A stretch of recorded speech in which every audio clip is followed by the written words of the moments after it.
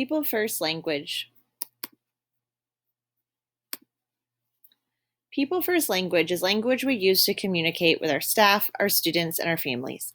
It emphasizes the person and not their disability. It shows appropriateness and respectfulness to the student and their family.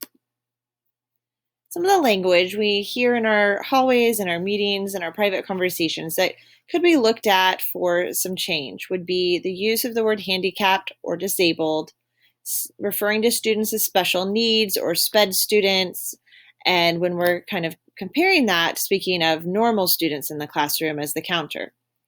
The use of any disability descriptors should only be used by the IEP team. It's also important to be aware of the invisible disabilities. Some disabilities are obvious, while others are not as apparent. Just because a person's disability isn't immediately visible doesn't mean that it does not exist.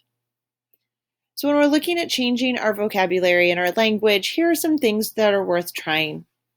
Speaking of students by saying people with or students with disabilities.